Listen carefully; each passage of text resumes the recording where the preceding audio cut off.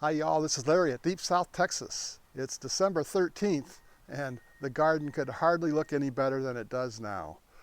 You know, I grew up up north and by the time December rolled around the garden is certainly done and probably under the snow, but down here in South Texas where I've been for 30 years, this is the time to garden in the South. The days aren't too hot, the nights aren't too cold, and the plants just grow like crazy. Let's take a look.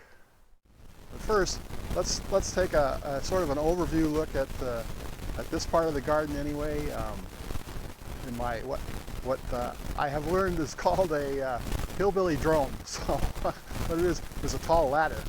So I'll stand up there and take some pictures and get a better idea of what the garden is really all about. Let's take a look at those.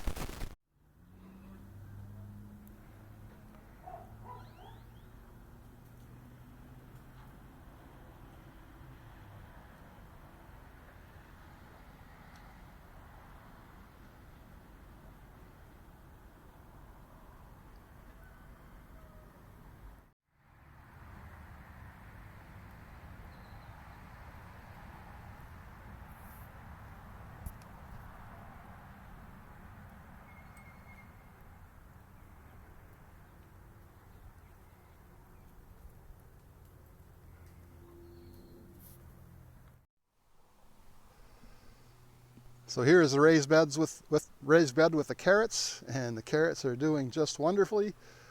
This bed has already been thinned out once. It looks like it's due for another thinning, but the carrots are growing great. Onions plants showed up at the big box store for some reason early this year and caught my wife's eye, so she bought a couple packages, a couple bundles, and we're scurrying around looking for places to plant them. I think we got them all planted, but I think we've gone a little bit crazy on onions this year. Right now I've got 4 raised beds full of onions and lots of barrels as well. So should be a good year for onions. They seem to be growing okay, getting bigger, and I'm happy.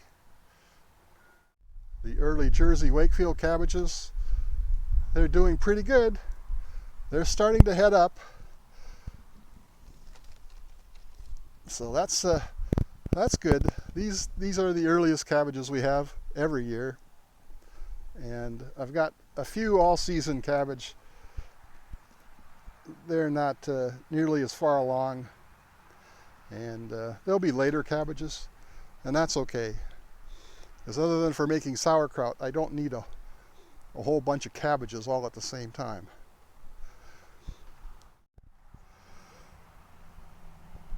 So these 5 are also the all-season cabbages. Also in this bed, there's a couple of cauliflower. I haven't grown them for many years, but these are, I think, snowball cauliflower is what they're named. Time to give them another try and see how they do. They seem to be growing well. And the green magic broccoli that I grow every year, it's looking really healthy as well. I haven't started producing any heads yet, but it won't be too long. I'm sure that we'll have broccoli on the table by Christmas.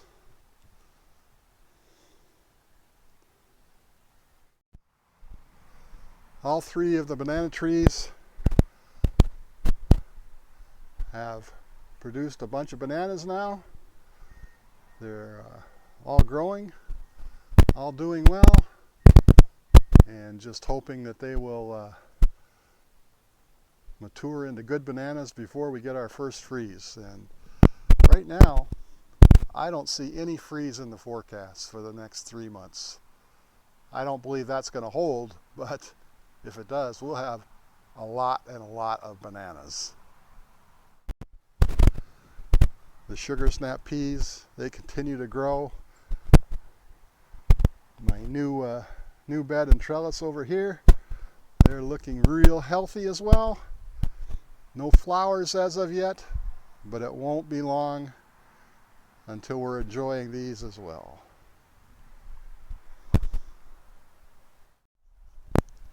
Here are some more onions. One of my viewers asked if I plant onions sets, or if I plant onion seeds, or if I plant onion plants. And I actually plant all three.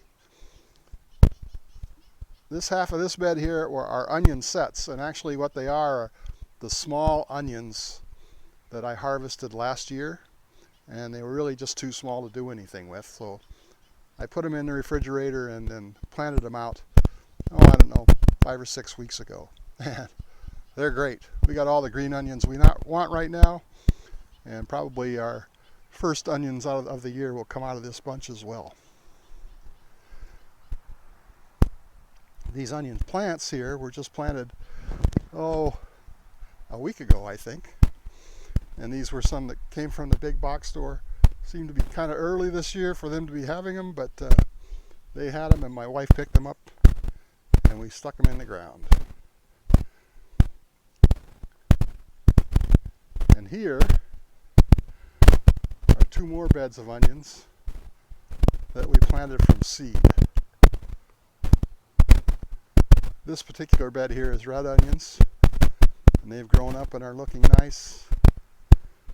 And that bed over there is 1015 onions, and they look good as well. So I plant onions any way I can, whatever I need them. I just make sure I have bunches of onions around when it's harvest time. And this raised bed here has been planted with artichokes. I started this artichoke 3 years ago, and it hasn't really produced any artichoke hearts or any artichoke flowers, but I'm giving it one more chance. I moved it over into another part of the garden, and we'll see what we can get out of it, if anything. And here is my once surviving tomato from last year. I'm hoping it'll produce a few tomatoes before we get some freezing weather. And you can see we already have a flower on, so maybe we'll get some really early tomatoes this year.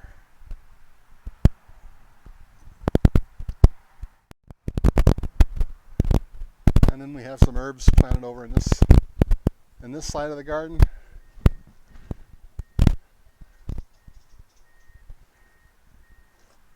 Garlic chives here.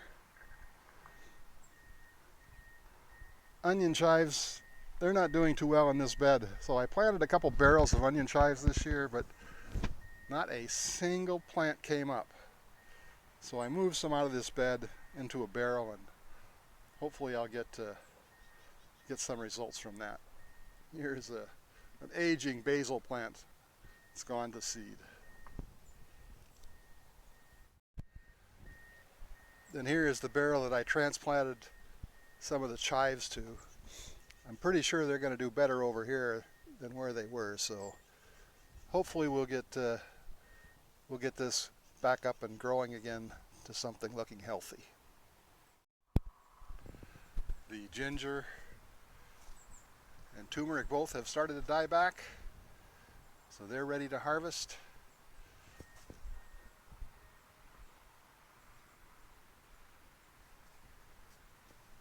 And last year's leeks, they'll be taking off shortly. Horseradish, I'm just going to let it continue to grow, see if we can get some big roots out of this. And it's time to cut my moringa trees back for the 3rd time this year. I grow them primarily for the leaves, and I've got all the leaf powder I need right now. And now this one has started producing pods.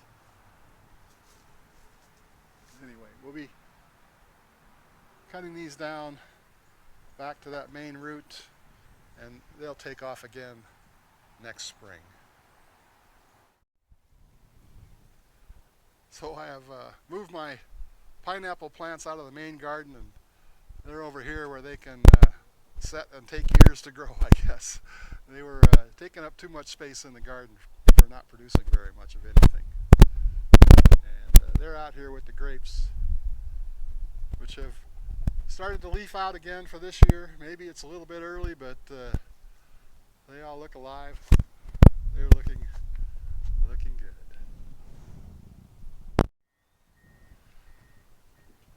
I ended up with a extra small raised bed, which I moved over by the chicken coop and planted all the milkweeds in it. See if we could attract a lot of monarch butterflies. So we are attracting butterflies.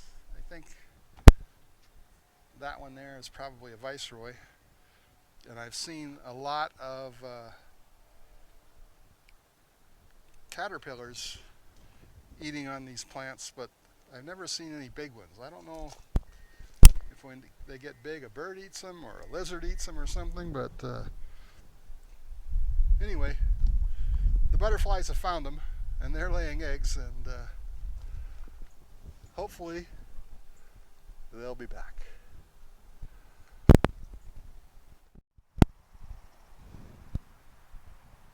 So I'm drinking my glass of orange juice every day, coming out when I need to get some more, squeezing some more oranges, but I'm not really keeping up with them. But looks like I'll be good for at least through the end of January on all the orange juice that I want.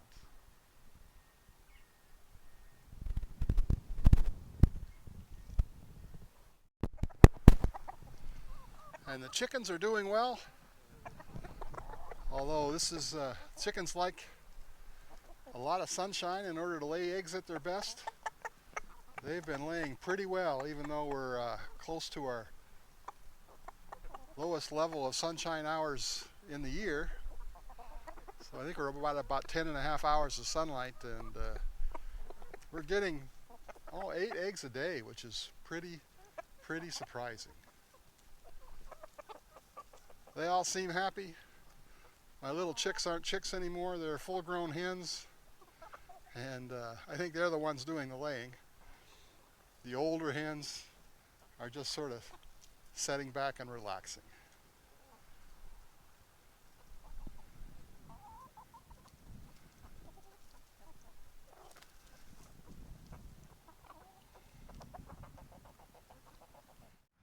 Well, there's lots growing in the garden here at Deep South Texas, but it's not completely full. I still have a few raised beds that are waiting to receive their vegetables. And what we still need to plant this year are peppers and tomatoes. So in the next couple days, I'm going to plant my peppers for the year, and I'll try to post a link to a video on how I do that. And I do tomatoes basically the same way, but tomatoes I wait until the 1st of January to start those seeds. Peppers a couple weeks earlier. They seem to like the extra time to get going. With any luck, they'll be ready to plant the first week in February. I may not plant them till later, depending on what the weather looks like, but hopefully they'll all be in the ground by the middle of February, and that gives us the best chance for harvesting both tomatoes and peppers. Well, I hope you enjoyed this video. If you did, please give it that thumbs up. Thanks for watching. We'll see you again next time.